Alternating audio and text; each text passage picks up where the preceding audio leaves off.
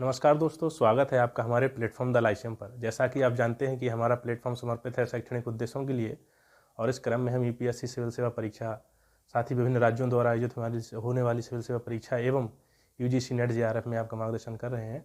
तो मैं आपके साथ भारतीय संविधान और राज्य व्यवस्था पर एक लेक्चर सीरीज लेके चल रहा हूँ, जिसमें हम प्रारंभिक परीक्षा और मुख्य परीक्षा के संदर्भ में पूरे संविधान और राज्य व्यवस्था को समझ रहे थे और हमने बात की थी मूल अधिकारों के बारे में। तो अब मैं अभी तक मूल अधिकारों पर 4 लेक्चर हो चुके हैं, ये 5वां लेक्चर है मूल अधिकारों के संदर्भ में। तो इसमें मूल अधिकार खत्म हो जाएंगे हमारे, और हमने बहुत ही व्यापक स्तर पर मूल अधिकारों को समझा था। तो इससे पहले हमने बात की थी धार्मिक स्वतंत्रता की, और उसके बाद हमने धार्मिक स्वतंत्रता 25 से 28 तक समझा था। एक तो तथ्य के आधार पर समझा था, हमारे जो संवैधानिक प्रावधान है, और उसके साथ ही हमने फिर पंथ निरपेक्षता को अवधारणा के स्तर पर समझा था।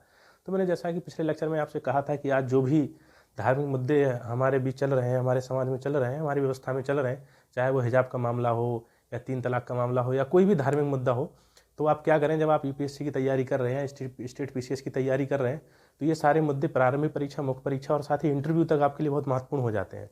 तो आप क्या करेंगे, जब आप इन मुद्दों को तैयार करें तो जो आपके अखबारों में जो आ रहा है या फिर टीवी डिबेट्स में जो आ रहा है उससे बचने का प्रयास करें।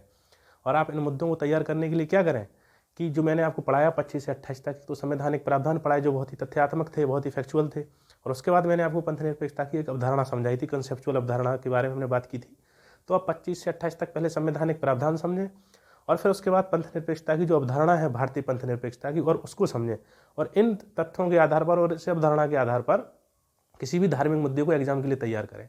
अगर आप परीक्षा के किसी भी स्तर पर अखबारी भाषा का प्रयोग करते हैं या टीवी डिबेट की भाषा का प्रयोग करते हैं, तो वो आपके व्यक्तित्व पर और आपके आंसर राइटिंग पर वो नकारात्मक प्रभाव डाल सकता है। ठीक है, तो आपको क्या करना है कि जब भी ये मुद्दे जो समाज में चल रहे हैं धार्मिक स्तर पर आज, तो उनको तैयार करते हुए आप संवैधानिक प्रावधान देखें, और उसके साथ ही साथ जो अवधारणा के स्तर पर हमने पंथ निरपेक्षता की बात की थी, उसके आधार पर आप किसी भी मुद्दे को तैयार करें और उसके लिए बिंदु बनाकर उसको तैयार कर सकते हैं।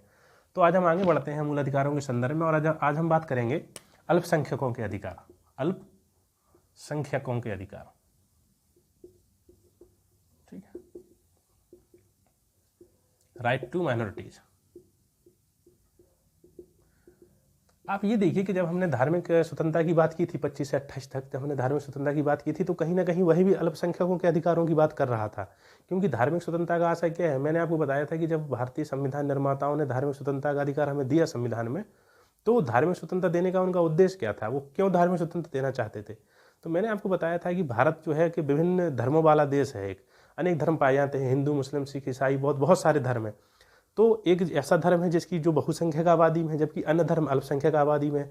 तो धार्मिक स्वतंत्रता देने का आशय यही था कि जो अल्पसंख्यक आबादी वाले धर्म हैं उनका संरक्षण हो सके और वह अपने अधिकारों को, अपने धार्मिक अधिकारों को बनाए रख सकें। तो हम कह सकते हैं कि 25 से 28 तक जो धार्मिक स्वतंत्रता का अधिकार हमें दिया गया है, कहीं ना कहीं वह अल्पसंख्यक अधिकारों की बात करता है। और फिर आप देखें कि 28 के बाद जब हम 29 और 30 की बात करते हैं, अल्पसंख्यकों का अधिकार जो है अनुच्छेद 29 से 30 तक दिया गया है, 2 अनुच्छेदों में दिया गया है। तो एक तो क्या है कि 25 से 28 तक जो धार्मिक स्वतंत्रता का अधिकार है, वो कहीं ना कहीं अपनी प्रकृति में और अपने नेचर में, अपने स्वरूप में कैसा है, वो अल्पसंख्यक अधिकारों के समान है। और फिर 29 से 30 तक अल्पसंख्यकों के अधिकारों को बहुत व्यापक स्तर पर संविधान निर्माताओं ने रखा। तो इसका क्या कारण था कि इतने अल्पसंख्यक अधिकारों को सुरक्षित करने और संरक्षण देने के लिए संविधान निर्माता ऐसा क्यों करना चाहते थे, और उन्होंने इतना व्यापक प्रावधान क्यों दिए भारतीय संविधान में अल्पसंख्यकों के लिए। ठीक है, तो इसका भी एक कारण है कि आप देखिए कि कोई भी लोकतंत्र होता है, जैसे मान लीजिए लोकतंत्र है, तो लोकतंत्र का आशय क्या है। हम अभी तक परंपरागत रूप से आपने किताब में पढ़ा होगा कि लोकतंत्र का आशय होता है कि जनता के लिए, जनता का और जनता द्वारा शासन। लेकिन यह अवधारणा पुरानी हो गई है। लोकतंत्र का आशय यही नहीं है। लोकतंत्र का आशय है सहभागिता। ठीक है, और सहभागिता का आशय है पार्टिसिपेशन। किसका पार्टिसिपेशन है, जो समाज में पिछड़ा है, वंचित है, दलित है, दुर्बल है, संवेदनशील वर्ग हैं जो समाज के हमारे, ठीक है, उनको मुख्यधारा में लाना ही वास्तविक लोकतंत्र कहलाता है। हमारे जो प्रथम प्रधानमंत्री थे पंडित जवाहरलाल नेहरू, उन्होंने कहा था कि किसी भी लोकतंत्र की सार्थकता तभी है जबकि वह सर्वसमावेशी विकास को सुनिश्चित कर सके। और सर्वसमावेशी विकास के संदर्भ में सामाजिक, आर्थिक और राजनीतिक संदर्भ में। ठीक है, मान लीजिए कि आपके पास एक ताला जब हम लगाते हैं तो एक चेन होती है हमारे पास, कोई एक चेन है, तो आप क्या देखेंगे, मान लीजिए एक चेन है हमारे पास, चेन में जगह जगह टांके लगे होते हैं। तो किसी भी चेन की मजबूती कहाँ से होती है, किसी भी चेन की मजबूती होती है कि उसका हर एक टुकड़ा जो है चेन का वो मजबूत हो। अगर किसी चेन का एक कोई भी टुकड़ा कमजोर है तो यह संभावना रहती है कि वह चेन वहाँ से टूट सकती है। यह जॉन रॉल्स का कॉन्सेप्ट है भारतीय समाज के बारे में या किसी भी समाज के बारे में।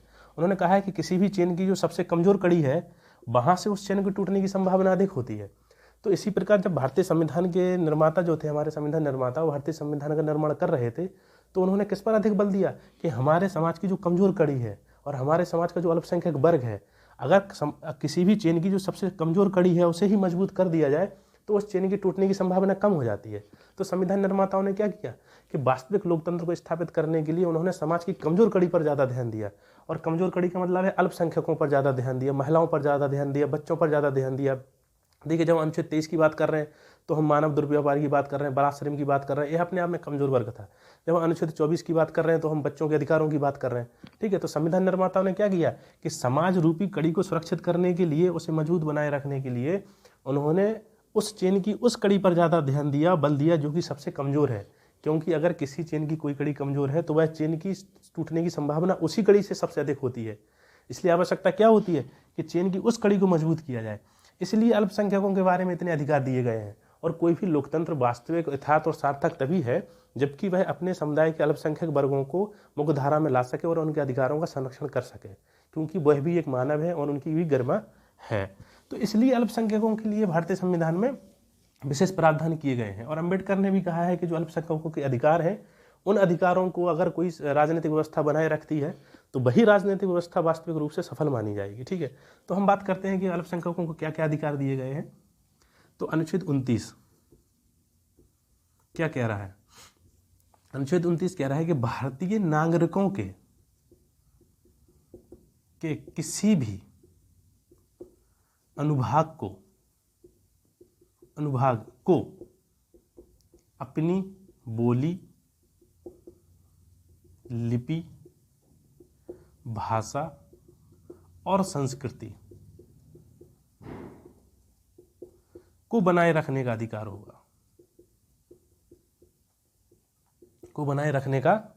होगा, भारतीय नागरिकों के किसी भी अनुभाग को मतलब है पार्ट, कोई भी एक भाग, अनुभाग को अपनी बोली, लिपि, भाषा और संस्कृति को बनाए रखने का अधिकार होगा। अनुच्छेद 29 यह कह रहा है। और अनुच्छेद 29 फिर क्या कह रहा है? अनुच्छेद 29 कह रहा है कि जो भारत में जो राज्य की संस्थाएं हैं, भारत सरकार द्वारा जिन संस्थाओं की स्थापना की गई है, उन संस्थाओं में धर्म, जाति और भाषा के आधार पर किसी भी प्रकार का भेदभाव नहीं किया जाएगा प्रवेश देने में। ठीक है, तो अनुच्छेद 29 कह रहा है कि देखिए, एक तो है कि बहुसंख्यक वर्ग है, उनकी अपनी भाषा है। जैसे मान लीजिए हिंदी भारत के अधिकांश लोग बोलते हैं, लेकिन हिंदी के अलावा भी बहुत सारी भाषाएं भारत में हैं।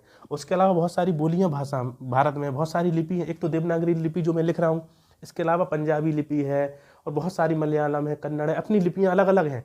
तो उन लिपि का संरक्षण जो है वो अल्पसंख्यक वर्ग कर सकता है। अपनी संस्कृति, अब देखिए भारत की तो एक संस्कृति, जैसे हम भारतीयता कहते हैं, लेकिन जब अब क्या है कि भारत में अगर 10 किलोमीटर दूर चले जाएं तो आपको अलग भाषा मिलेगी, अलग संस्कृति मिलेगी और अलग लिपि मिलेगी। तो संविधान निर्माता क्या कह रहे हैं कि भारत के रहने वाले जितने भी लोग हैं उन्हें अपनी बोली, भाषा, लिपि का संरक्षण करने का अधिकार होगा।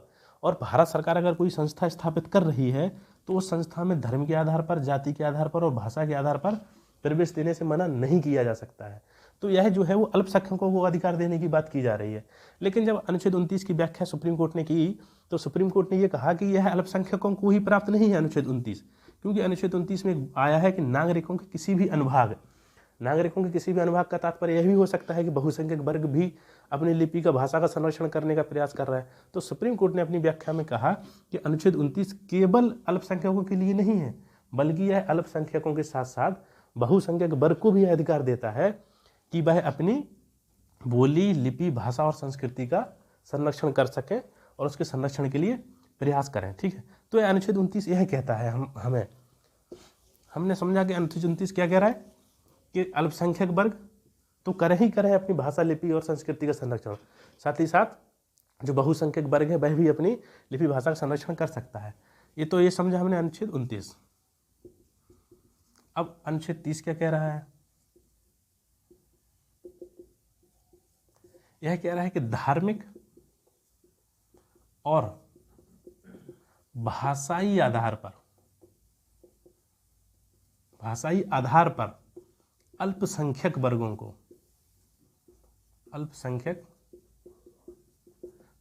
को अपनी शैक्षणिक संस्थाओं की स्थापना करने का अधिकार होगा। अपनी शैक्षणिक संस्थाओं की स्थापना का अधिकार होगा और संस्थाओं की स्थापना का अधिकार होगा। ठीक, यह तो भाषा, लिपि, संस्कृति के संरक्षण की बात की गई है। और फिर कहा गया है कि देखिए, अल्पसंख्यक, भारतीय संविधान दो आधारों पर अल्पसंख्यक वर्ग मान रहा है, एक तो धार्मिक आधार पर और दूसरा भाषाई आधार पर। एक तो वो कह रहा है कि रिलीजियस आधार पर भारत में लोग अल्पसंख्यक होंगे, दूसरा कह रहा है कि लैंग्वेज के आधार पर अल्पसंख्यक होंगे।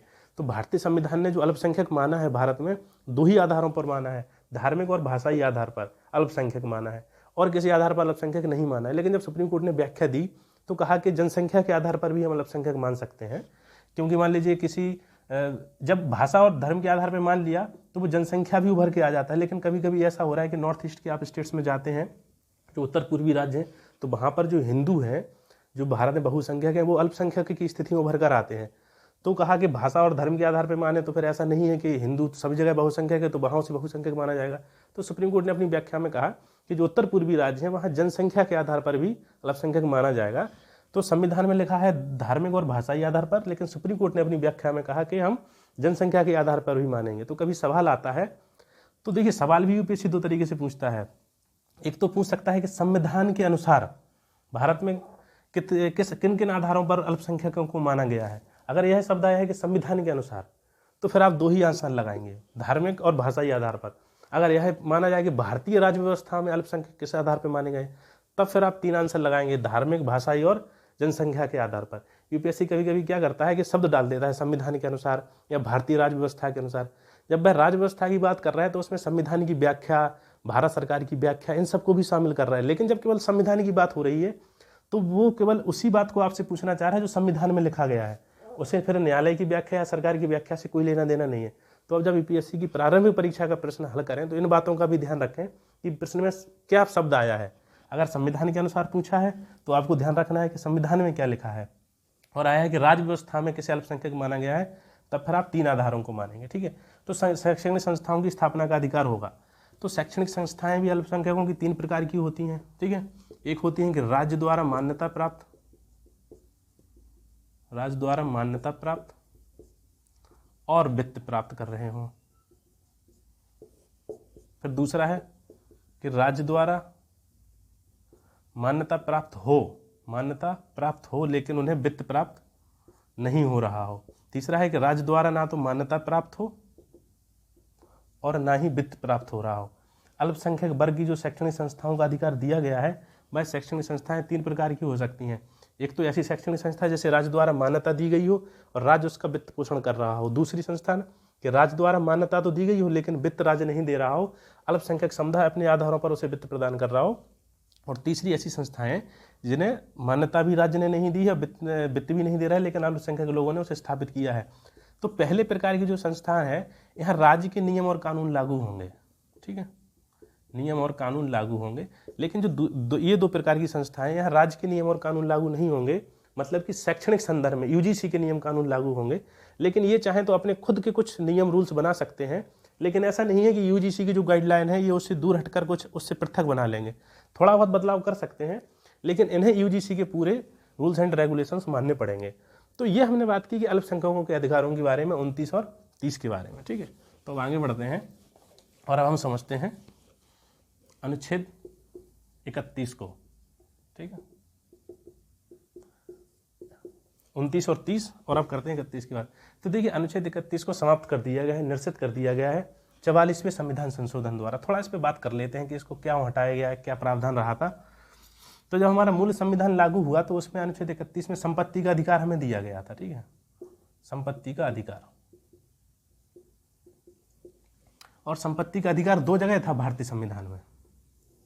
संपत्ति का अधिकार दो जगह था इसमें, और एक तो 31 में था आपके। ठीक है, और देखिए जैसे कि मैंने पहले बताया कि जब भारतीय संविधान लागू हुआ तो 7 मूल अधिकार प्राप्त थे हमें। एक तो समानता का अधिकार, ठीक है, स्वतंत्रता का अधिकार, शोषण के विरुद्ध अधिकार, अल्पसंख्यकों धार्मिक स्वतंत्रता का अधिकार, अल्पसंख्यकों का अधिकार, संविधान, और फिर था संपत्ति का अधिकार, और फिर था संवैधानिक उपचारों का अधिकार। तो पहले जब संविधान लागू हुआ तो संपत्ति का अधिकार जो लिखा गया था वो तो 19(1) में भी था और 31 में भी था।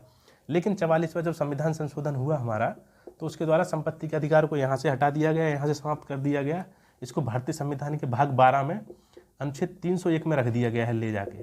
पहले संपत्ति का अधिकार एक मूल अधिकार था, मौलिक अधिकार था, फंडामेंटल राइट था, लेकिन 44वें संविधान संशोधन 1978 द्वारा इसको एक विधिक अधिकार बना दिया गया, लीगल राइट बना दिया गया, कानूनी अधिकार बना दिया गया, एक संवैधानिक अधिकार बना दिया गया, और अब यह मौलिक अधिकार नहीं है। तो आप जब यूपीएससी 2021 का प्रारंभिक परीक्षा का प्रश्न देखें तो उसमें एक प्रश्न आया है कि वर्तमान में संपत्ति के अधिकार की क्या स्थिति है। यह प्रश्न आया है 2021 में, और यह प्रश्न उतना टफ नहीं था कि इसको हर व्यक्ति सॉल्व नहीं कर सकता है। अगर आपने कोई भी किताब को पढ़ा है या थोड़ा सा समझा है तो आप उसको हल कर सकते थे। तो उसमें प्रश्न क्या था कि वर्तमान में संपत्ति के अधिकार की क्या स्थिति है। तो उसमें एक ऑप्शन था कि संपत्ति का अधिकार विधिक अधिकार है, जो कि विदेशी नागरिकों को और देशी नागरिकों को सभी को दिया गया है। तो ये उसका ऑप्शन था, जिससे ये आसानी से हल किया जा सकता था उसको। तो ये संपत्ति का अधिकार था। और लेकिन संपत्ति के अधिकार को जब हम राज्य की नीति निर्देशक तत्व पढ़ेंगे तो वहाँ बहुत व्यापक स्तर पर समझ लेंगे। ठीक है, तो हम करते हैं अनुच्छेद 32 की बात। अनुच्छेद 32 इसे कहते हैं संवैधानिक उपचारों का अधिकार।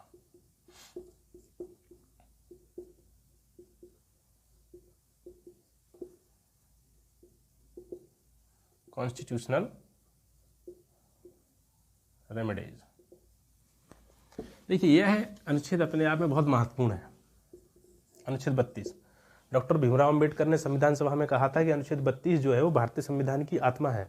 क्योंकि अनुच्छेद 32 क्या कर रहा है कि अभी तक हमने जो मूल अधिकार पढ़े, ठीक है, 14 से लेकर 31 तक और 30 तक जो भी मूल अधिकार हमने पढ़े, उन मूल अधिकारों को संरक्षण प्रदान कर रहा है। अगर कोई व्यक्ति या राज्य आपके मूल अधिकारों का हनन करता है तो आप क्या कर सकते हैं, अनुच्छेद 32 के अंतर्गत सुप्रीम कोर्ट जा सकते हैं और सुप्रीम कोर्ट आपकी रक्षा कर सकता है। तो सुप्रीम कोर्ट को क्या कहा जाता है, भारतीय संविधान का या मूल अधिकारों का रक्षक या संरक्षक कहा जाता है। वो इसी संदर्भ में कहा जाता है कि मूल अधिकारों का अगर हनन होता है तो इस मूल अधिकार के अंतर्गत, देखिए, मूल अधिकारों के संरक्षण के लिए मूल अधिकार में ही प्रावधान किया गया है, भारतीय संविधान में और कहीं नहीं किया गया है। यह अपने आप में बहुत ही महत्वपूर्ण बात है कि 14 से 30 तक जो मूल अधिकार दिए गए हैं उनके संरक्षण का प्रावधान मूल अधिकार में ही दिया गया है। ठीक है, और मूल अधिकार में दिया गया है, इसका आशय क्या होता है कि यह हमें सरकार के विरुद्ध प्राप्त हो रहा है और राज्य इतनी आसानी से इन्हें नहीं छीन सकता है। देखिए, अधिकार दो तरह के होते हैं, एक तो फंडामेंटल राइट्स हैं, जैसे मैंने कहा कि संपत्ति के अधिकार को अब क्या लीगल अधिकार बना दिया गया है। एक तो फंडामेंटल राइट्स है और दूसरा लीगल राइट्स है। इसे वोट देने का अधिकार आपका विधिक अधिकार है, संवैधानिक अधिकार है, वो आपका फंडामेंटल राइट नहीं है। या चुनाव लड़ने का अधिकार आपका विधिक अधिकार है या संवैधानिक अधिकार है, वो फंडामेंटल राइट नहीं है। तो इन दोनों में क्या अंतर होता है। देखिए, फंडामेंटल राइट में बदलाव करने के लिए क्या है कि सरकार को विशेष प्रावधान अपनाने पड़ते हैं, और विशेष प्रावधान अपनाने के साथ साथ अगर आपके फंडामेंटल राइट्स का उल्लंघन होता है तो आप सीधा सुप्रीम कोर्ट जा सकते हैं अनुच्छेद 32 के अंतर्गत। लेकिन जो विधिक राइट्स होते हैं आपके और जो लीगल राइट्स होते हैं या संवैधानिक अधिकार होते हैं, उनको बदलाव करने के लिए सरकार को कोई संविधान संशोधन करने की आवश्यकता नहीं होती है। अब उसमें व्यापक प्रक्रिया अपनाने की आवश्यकता नहीं होती। अगर सरकार एक नोटिस भी निकाल सकती है तो आपको आपके वोट देने के अधिकार से आपको रोक सकती है, किसी भी व्यक्ति को किसी भी आधार पर। तो लीगल अधिकार उतने व्यापक नहीं है जितने कि फंडामेंटल राइट्स होते हैं। ठीक है, तो क्या किया है कि मूल अधिकारों को बचाने के लिए मूल अधिकार में ही प्रावधान कर दिया गया है। ठीक है, तो हम जरा समझते हैं कि अनुच्छेद 32 में क्या क्या लिखा है। अनुच्छेद 32 कह रहा है कि अगर राज्य किसी व्यक्ति के मूल अधिकारों का हनन करता है तो व्यक्ति क्या कर सकता है, सुप्रीम कोर्ट जा सकता है अपने मूल अधिकारों की रक्षा के लिए। और अगर राज्य ने ऐसा किया कि मूल अधिकारों का हनन किया और कोई व्यक्ति सुप्रीम कोर्ट चला गया तो सुप्रीम कोर्ट क्या करेगा इसमें। तो अनुच्छेद 32 सुप्रीम कोर्ट को क्या दे रहा है, 5 प्रकार की रिट जारी करने का अधिकार दे रहा है। कौन कौन सी, बंदी, प्रत्यक्षीकरण, परमादेश, प्रतिषेध, उत्प्रेषण और अधिकार परीक्षा। अगर किसी व्यक्ति के मूल अधिकारों का हनन हुआ है, जो कि 14 से 30 तक हमें दिए गए हैं, और राज्य उन मूल अधिकारों का हनन कर रहा है, तो कोई व्यक्ति क्या कर सकता है कि सुप्रीम कोर्ट जाकर अपने अधिकारों की सुरक्षा के लिए और उनको बनाए रखने के लिए मांग कर सकता है सुप्रीम कोर्ट से। और जब कोई व्यक्ति सुप्रीम कोर्ट पहुंचा तो सुप्रीम कोर्ट क्या करेगा, हमारा अनुच्छेद 32 कह रहा है कि सुप्रीम कोर्ट 5 प्रकार की रिट जारी कर सकता है और सरकार से सवाल पूछ सकता है कि आपने ऐसा क्यों किया है। तो आप समझते हैं कि ये रिट किस प्रकार की हैं और ये रिटें क्या कह रही हैं कि सुप्रीम कोर्ट को क्या अधिकार दे रही हैं। ठीक है, देखिए, एक है बंदी प्रत्यक्षीकरण। बंदी प्रत्यक्षीकरण को कहते हैं हैबियस कॉर्पस, और ये हैबियस कॉर्पस जो है एक लैटिन वर्ड है, ये अंग्रेजी का वर्ड नहीं है। ये जो इनका जो अनुवाद है इंग्लिश का, जिसे हम इंग्लिश अनुवाद कहते हैं, वो इंग्लिश नहीं है, असल में ये लैटिन वर्ड है। तो बंदी प्रत्यक्षीकरण, देखिए जैसा कि बंदी प्रत्यक्षीकरण, बंदी का मतलब है जब किसी व्यक्ति को बंदी बनाया गया है, प्रत्यक्षीकरण का मतलब होता है कि सामने लाओ, मतलब कि इसका आशा है कि बंदी बनाए गए व्यक्ति को सामने लाओ। मान लो कि किसी राज्य ने या राज्य के किसी प्राधिकरण ने, पुलिस ने या किसी भी निजी व्यक्ति ने किसी व्यक्ति को अपने यहाँ कैद कर लिया है और उसने कैद करके उसको अपने यहाँ रख लिया है। तो कोई व्यक्ति जा रहा है, सुप्रीम कोर्ट कह रहा है कि मुझे कैद कर लिया गया है, मतलब कि वकील जाएगा ना उस व्यक्ति का। तो सुप्रीम कोर्ट क्या कर सकता है कि जिसने किसी को कैद किया है उससे कह सकता है कि बंदी को मेरे सामने उपस्थित करें आप, और फिर पूछेगा कि किन आधारों पर आपने इसको कैद किया है। ठीक है, तो फिर बात होगी कि इन आधारों पर किया है। अगर आधार सही लगते हैं तो फिर ठीक है, अगर आधार गलत लगते हैं सुप्रीम कोर्ट को तो फिर उसको रिहा कर दिया जाएगा। ठीक है, तो ये क्या कह रहा है कि किसी भी व्यक्ति को बेवजह आप बिना किसी कारण के बंदी नहीं बना सकते हैं, और अगर राज्य ऐसा कर रहा है या निजी व्यक्ति ऐसा कर रहा है तो सुप्रीम कोर्ट से सवाल पूछ सकता है। तो इससे हमने क्या समझा कि एक तो यह राज्य के खिलाफ प्राप्त है और दूसरा निजी व्यक्तियों के भी खिलाफ है। अगर कोई व्यक्ति, निजी व्यक्ति मुझे बंदी बना लेता है तो मैं सुप्रीम कोर्ट में अपील दायर कर सकता हूँ, तो सुप्रीम कोर्ट फिर मुझे सुनेगी और मुझे उसे छुटकारा दे सकती है। लेकिन ऐसा नहीं है कि बंदी प्रत्यक्षीकरण हर मामलों में लागू होगा, कुछ मामलों में लागू नहीं होता है। जैसे कि मान लीजिए सुप्रीम कोर्ट ने ही किसी व्यक्ति को सजा सुनाई है, तब आप सुप्रीम कोर्ट के खिलाफ अपील नहीं कर सकते, क्योंकि वो तो सुप्रीम कोर्ट ने ही कहा है। अगर किसी व्यक्ति को विधि सम्मत रूप से बंदी बनाया गया है तो भी उस पर नहीं जा सकते आप। ठीक है, तो ये बंदी प्रत्यक्षीकरण हुआ। अब है कि परमादेश, इसको कहते हैं मैंडामस। मैंडामस इसका क्या है, देखिए परम आदेश, दो शब्दों से मिलकर बना है ये, परम आदेश, परम आदेश, परमादेश, परम आदेश मतलब कि परम मतलब सुप्रीम, आदेश मतलब ऑर्डर। मतलब इसमें भी क्या कर रहा है कि जो सुप्रीम कोर्ट है वह आदेश किसी को दे रहा है, किसको दे रहा है, इसमें केवल सरकार को ही आदेश देता है, और सरकार को आदेश देता है और सरकार के जो अधिकारी हैं, सरकार की जो अथॉरिटीज़ हैं, उनसे यह पूछता है कि आप जो कार्य कर रहे हैं कि क्या यह कार्य आपके अधिकार क्षेत्र में है। अगर मान लीजिए कोई पुलिस वाला है या सरकारी कोई अथॉरिटी है किसी व्यक्ति के अधिकारों का हनन कर रही है, तो सुप्रीम कोर्ट आदेश जारी करके यह पूछ सकता है कि आप जो कार्य कर रहे हैं कि आपके अधिकार क्षेत्र में आता है यह, और अधिकार क्षेत्र में नहीं आता है सुप्रीम कोर्ट फटकार लगाती है।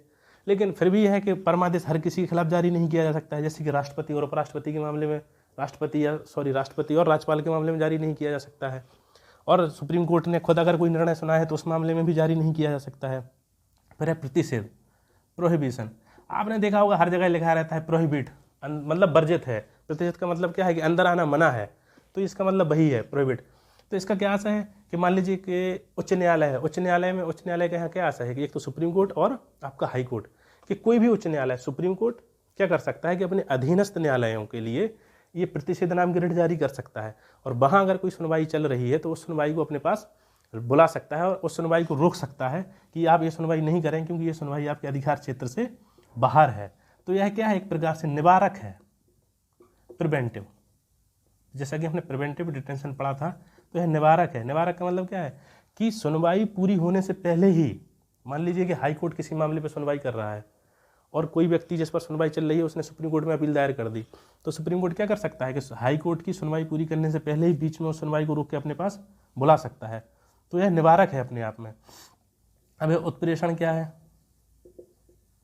सर्टियोरिटी इसे कहते हैं, CERTIORARI। ठीक है, उत्प्रेषण यह भी क्या है कि उच्च न्यायालय अधीनस्थ न्यायालयों के खिलाफ जारी कर सकता है। यहाँ यह निवारक है तो यहाँ सहायक है। यह एक मामला पूरे होने के बाद ही सुप्रीम कोर्ट अपने पास किसी मामले को बुला सकता है। अधिकार परीक्षा, अधिकार परीक्षा क्या है, क्यो वारंटो। इसका आशय क्या है, मान लीजिए कोई अधिकारी है या सरकार का कोई प्राधिकरण है, कोई अथॉरिटी है, वो अपने पद पर बैठी है, तो सुप्रीम कोर्ट उससे क्या पूछ सकता है कि आप किस आधार पर इस पद पर बैठे हैं। अगर वो उस पद के योग्य है तो ठीक है, अगर योग्य नहीं है, अगर कोई व्यक्ति उसके खिलाफ शिकायत करता है तो सरकार उससे उसके आधार के बारे में पूछ सकती है। अगर वह विधि रूप से और कानून रूप से पद पर बैठा है तो ठीक है, और अगर नहीं बैठा है तो सुप्रीम कोर्ट उसे पद से हटा सकती है।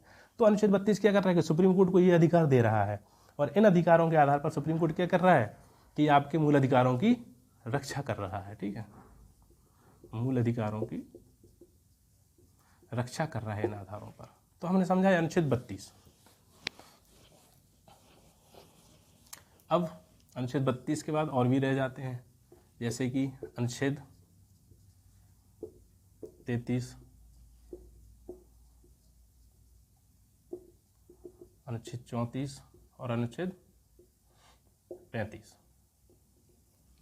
तो अनुच्छेद 33 क्या कह रहा है कि जो आर्म्ड फोर्स हैं एंड फंडामेंटल राइट्स, ठीक है, आपके जो सशस्त्र बल हैं और मूल अधिकार,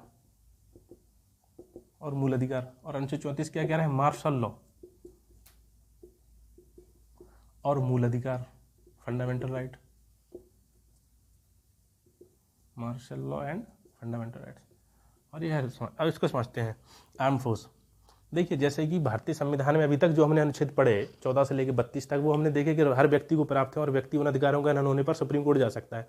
अब मान लीजिए कोई पुलिस का व्यक्ति है और मान लीजिए कोई रॉ में काम करने वाला व्यक्ति है, रॉ में काम करता है, खुफिया आईबी में काम करता है, ऐसे खुफिया काम करने वाले लोग हैं, या आर्मी का कोई व्यक्ति है, कर्नल है, सरकार ने कोई डिसीजन लिया सुरक्षा के संदर्भ में, और कर्नल को लगता है, उसके मन में आया कि मुझे तो चूंकि बोलने की आज़ादी है, तो जो सरकार ने निर्णय लिया है मैं जाके अखबारों में बता देता हूँ इस बात को।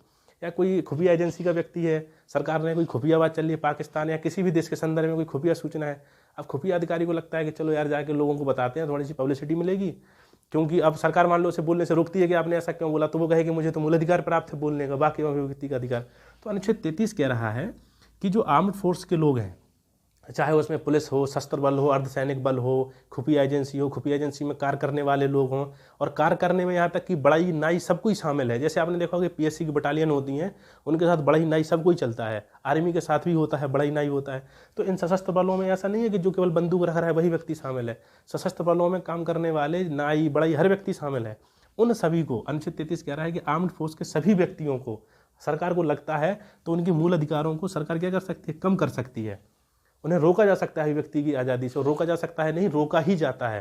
क्योंकि आप देख लीजिए, मान लीजिए कोई कर्नल जनरल है, सरकार ने कोई डिसीजन लिया तो हो सकता है कि उसे बाहर बताने का मन हो, लेकिन नहीं बता सकता, इसलिए सरकार ने बहुत सारे कानून भी बनाए हैं, जैसे कि थल सेना अधिनियम 1950 बनाया है, नौसेना अधिनियम 1950 बनाया है, ठीक है, वायुसेना अधिनियम 1950 बनाया है इसी आर्टिकल के अंतर्गत। और उसमें बताया गया है कि आपको संगठन नहीं बना सकते हैं, आपको बाकी व्यक्ति की स्वतंत्रता नहीं होगी, आप खुफिया सूचनाएं बाहर नहीं जारी कर सकते हैं, आपको ऐसा नहीं है कि आप बिना बताए छुट्टी पे चले गए कि मैं तो भाई अनुच्छेद क्या कह रहा है उन्हें हिसाब से कि आपको भारत के किसी भी क्षेत्र में घूमने की आज़ादी होगी। अब मेरा मन आज करता है कि मैं हिमाचल प्रदेश जाऊं तो मैं थैला उठा के जा सकता हूं, लेकिन जो व्यक्ति सशस्त्र बल में काम कर रहे हैं उन्हें ऐसे आज़ादी नहीं होगी कभी भी थैला उठा के निकल लिए, उन्हें प्रॉपर चैनल से बताना पड़ेगा, सरकार को अनुमति लेनी पड़ेगी।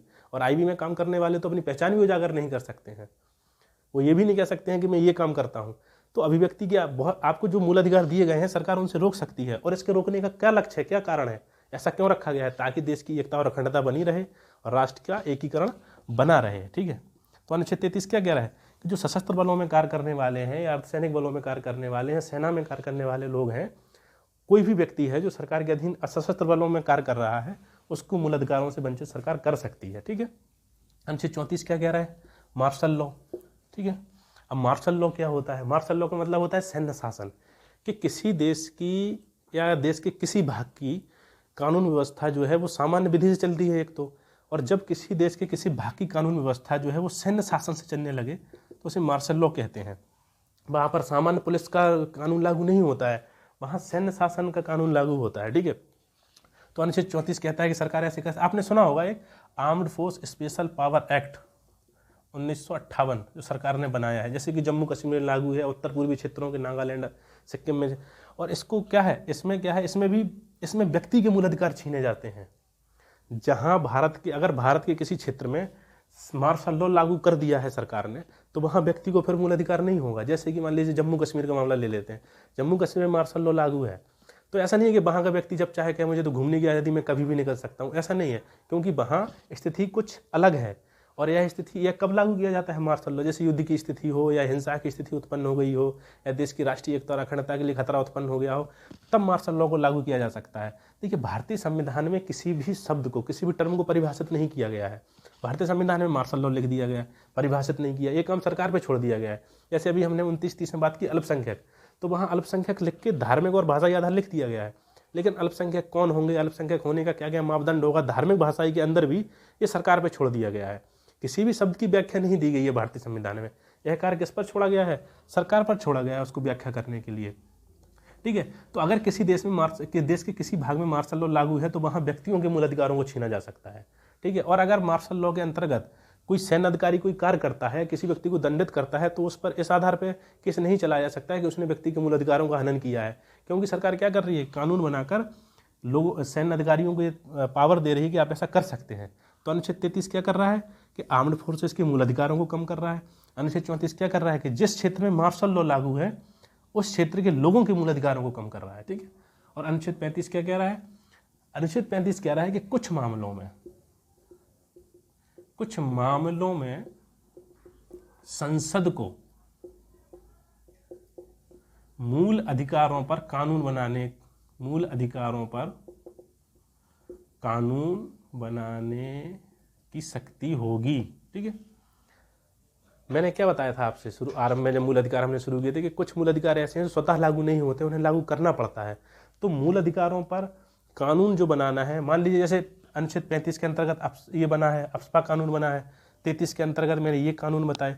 तो मूल अधिकारों से संबंधित जो भी कानून है, जो भी विधि है, जो भी लॉ है, वो कौन बनाएगी, केवल संसद बनाएगी।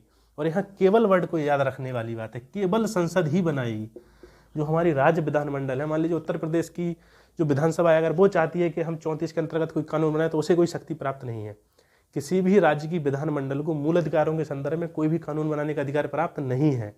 मूल अधिकारों के संदर्भ में कानून बनाने की शक्ति किसे दी है, भारतीय संविधान ने, वो संसद को दी है, केवल पार्लियामेंट को। जैसे कि मैंने आपको बताया था कि अस्पृश्यता उन्मूलन अधिनियम 1956 था, जो आपका नागरिक संरक्षण 55 था, जो नागरिक संरक्षण अधिकार अधिनियम। जैसे बाल श्रम उन्मूलन अधिनियम थे, निषेध और विनियमन अधिनियम 1986 था। तो ये जो अधिनियम बनाए हैं वो किसने बनाए हैं, केंद्र सरकार ने बनाए हैं। जैसे कि ये थल सेना, जल सेना, ये सब बनाया है, अप्सपा कानून बनाए।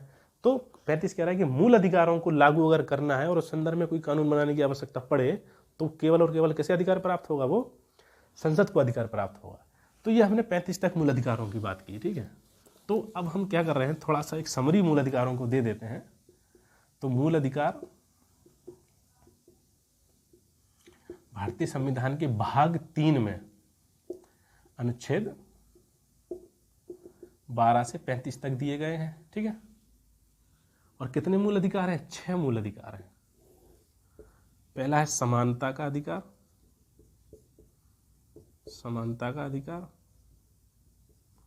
फिर है स्वतंत्रता का अधिकार,